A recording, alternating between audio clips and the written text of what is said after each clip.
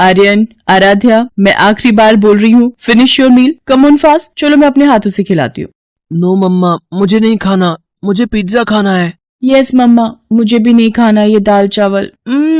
दिखने में ही कितना मैसी है ये। मुझे तो बर्गर खाना है।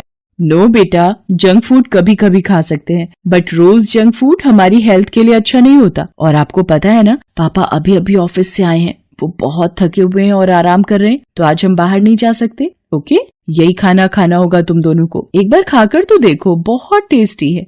आर्यन और आराध्या को घर का बना खाना बिल्कुल पसंद नहीं था। उन्हें किसी बात की कोई कमी नहीं थी। उनके पिता अभिलाष का शहर में बड़ा बिजनेस था। अभिलाष अपने दोनों बच्चों से बहुत प्यार करता था और उनकी हर जिद पूरी करता था। उस दिन भी जब आर्यन और आराध्या ने घर का खाना खाने से मना किया, तो अभिलाष तुरंत उन्हें खाने के लिए बाहर ले जाने लगा। ये देखकर उसकी पत्नी मालिनी ने उसे समझाया, सुनिए, आप ये गलत कर रहे हैं। बच्चों की जिद एक हद तक ही पूरी करनी चाहिए। आपको पता है इन दोनों की आदतें कितनी बिगड़ती जा रही हैं। दोनों घर का खाना चखने को भी तैयार नहीं है।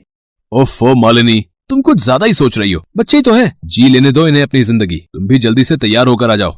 मालिनी हार मानकर बाहर चलने के लिए तैयार हो जाती है। सभी लोग बाहर जाकर पहले आइसक्रीम और फिर पिज्जा खाते हैं। फिर कुछ देर बाद, आराध्या, जब तुमसे इतना बड़ा पिज्जा खाया नहीं जाता तो क्यों मंगवाया? जल्दी फिनिश करो, देर हो रही है। मम्मा, मेरा पेट भर गया है, अब मुझे नहीं खाना। ये बहुत गलत बात है बेटा, खाना ऐसे बर्बाद नहीं करना चाहिए। तुम्हें पता है कितने ऐसे बच्चे भी हैं जिन्हें पूरा दिन खाने को कुछ भी नहीं मिलता, और तुम ऐसे। मालिनी, अब बस भी करो। कोई बात नहीं आराध्या बेटा, आप ऐसा करो, ये पिज्जा अपने साथ ले लो, बाहर चलते हुए डस्टबिन में डाल देना। ओके?